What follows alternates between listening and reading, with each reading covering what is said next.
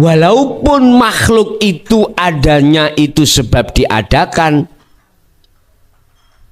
bukan berarti makhluk itu punya sifat kemutlakan wujud. Enggak. Buktinya suatu saat hancur. Bapak Ibu, di dalam kaidah burhan dalil kita ketika di syariat untuk mengatakan Allah wujud itu karena kita melihat tanda-tandanya adanya dunia dan seisinya. Sebab dunia dan seisinya itu sebagai tanda wujudnya yang mewujudkan. Masuk akal nggih? Oke, masuk akal. Akhirnya kita yakin kalau Allah itu wujud walaupun tidak tahu. Itu lewat tanda-tanda adanya makhluk, sebab makhluk itu ada yang mewujudkan, tidak ada lagi kecuali Allah. Iman yang seperti ini itu imannya anak TK. Assalamualaikum warahmatullahi wabarakatuh. Gus kula tanglet. Kula nate ningali film Cina niku Sun Gokong. Nah, Sun Gokong ya. Niku wonten kata-kata kosong adalah berisi, berisi adalah kosong. Niku mempunyai makna yang sangat tinggi di ilmu tauhid.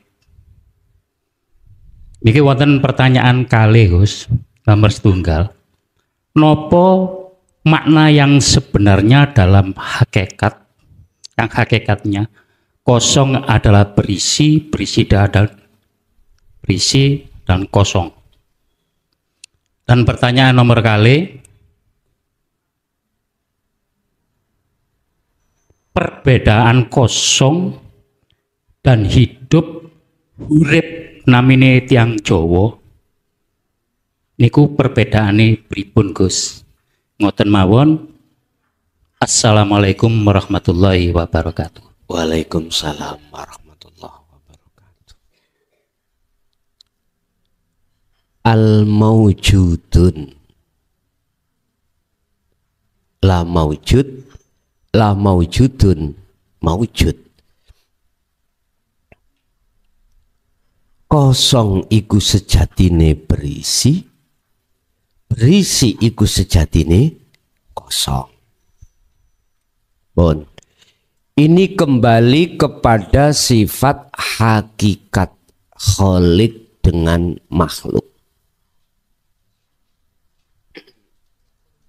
Sifat asli. Ya. Hakikat itu sifat asli. Syariat itu bukan asli, seakan-akan KW. KW. Khalik dengan makhluk.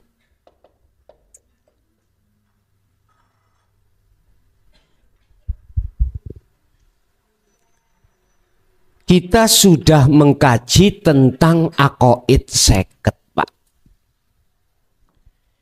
Yaitu sifat-sifat wajibnya Allah. Pertama adalah sifat nafsiyah Allah wujud. Dikatakan sebagai sifat wajibnya Allah. Itu sifat yang tidak boleh tidak. Wujud. Lawan katanya wujud adalah adam. Alias tidak wujud. Atau sifat mokhalnya wujud adalah adam. Lah keadaman itu menjadi sifat wajibnya makhluk.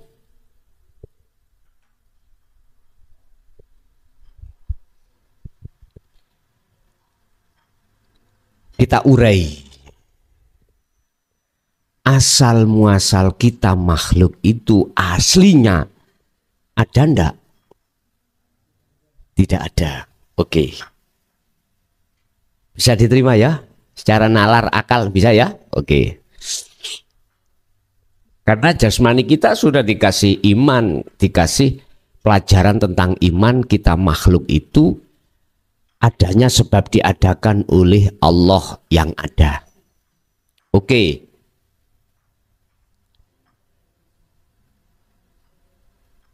Walaupun makhluk itu adanya itu sebab diadakan,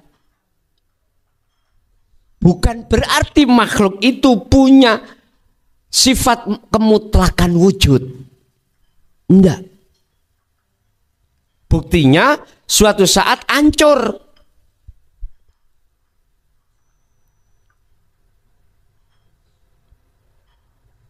Bapak Ibu, di dalam kaidah burhan dalil kita ketika di syariat untuk mengatakan Allah wujud itu karena kita melihat tanda-tandanya adanya dunia dan seisinya.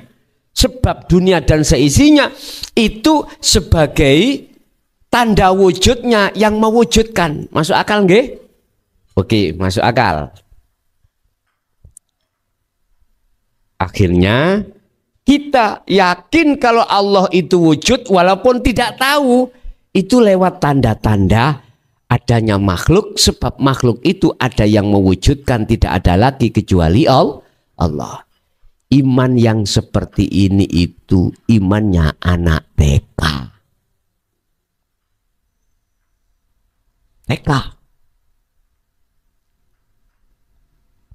Apa mungkin perkara sing gak ono iku dijadikan sebagai dalil terhadap perkara yang ada? Halo. Iki pelajaran agak munggah titik ya.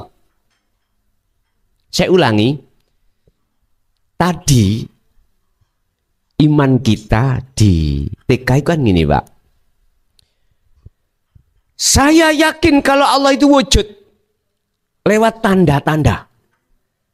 Tandanya Allah apa? Ya perkara yang dijadikan Allah, yang diwujudkan oleh Allah, termasuk kita makhluk. Berarti makhluk itu sebagai dalil bukti adanya Allah. Sebab sing mengadakan makhluk itu adalah Allah. Akal masuk, Pak. Tapi coba lebokno nang iman.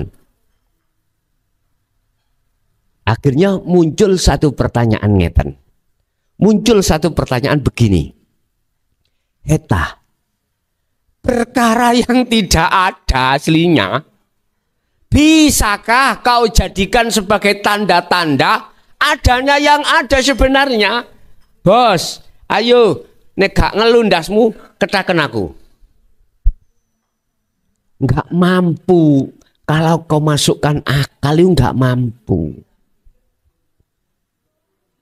Apa mungkin perkara yang tidak ada hakikatnya, ya dah, aslinya, kau jadikan sebagai tanda adanya wujudnya yang wujud, yaitu Allah? Ya nggak mungkin lah, bos. Kau jadikan sebagai tanda. Justru sebaliknya. Lah wujudnya Allah iku sebagai burhan dalil bagi orang-orang ahli syuhud itu atas ketidakwujudnya selain Allah. Beda teori ya, beda rumus wis. Kita yang SD disuruh mikir pelajaran sing mahasiswa itu pecah ndas, Pak. Makanya gunakno hatimu, imanmu bisa menerima. Berhubung Anda kadung kedahuluan pinter nggone ngakal, gak gelem Pak sampean niku dipinteri, gak gelem oleh Allah. Lah apa blis? Awakmu iku gak gelem nyembah iku apa? Wis tak perintahno nyembah nang Adam. Tapi kan nyembah kan gak nang Adam. Nyembah karena menghormat atas perintahku. Jawab ya apa kadung kepinteran iblis. Saya lebih apik, lebih bagus daripada Adam. Ana khalaqtani minan nar wa khalaqtahu min tin. Lebih baik mana api dengan tanah liat seperti itu? Gak gelem, Pak.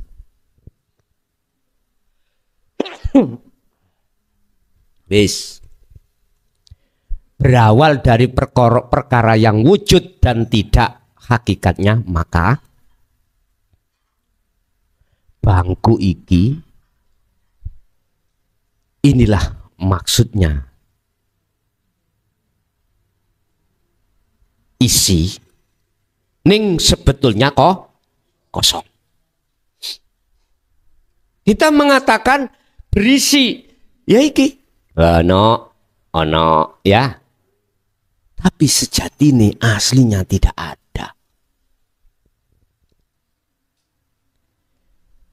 Ditarik dari sisi hakikat. Jangan ditarik dari sisi syariat. Sisi syariat memang ada. Ada. Sebab diadakan oleh tukang kayu. Tapi sebetulnya sisi hakikatnya ini loh makhluk tidak ada. Inilah yang dimaksud isi tapi kosong. Kita makhluk koyo ono ning sejatine ora ono. Kita makhluk kayaknya itu ada tetapi sejatinya tidak ada. Yes. Yang kosong itu berisi. Yang tadinya kita anggap kosong. Paham gak maksud gue? Nah ini nantilah yang isi dulur. Kui ngomong kosong iku lah.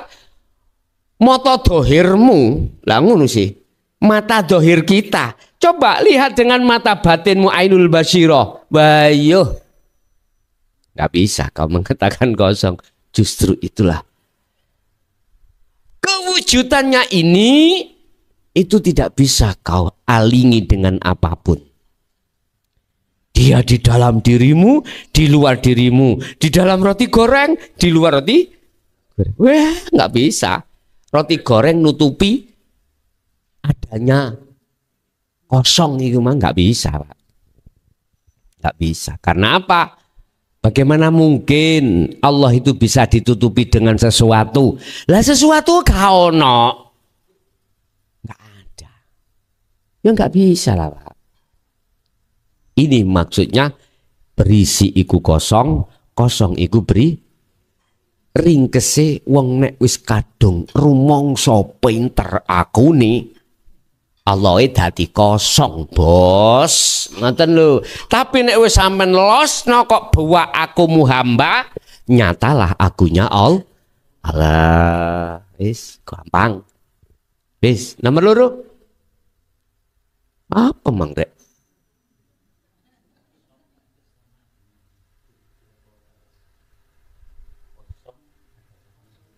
Oh ya. Apakah kosong sama dengan urip? Kalau yang dimaksud urip, hidup, itu bukan sifat, betul, sama. Ya, sama.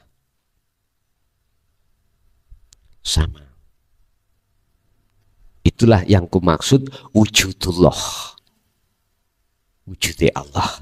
Yang Al-Quran menjawab, laisa lahu kamislihi syai'un. Itu.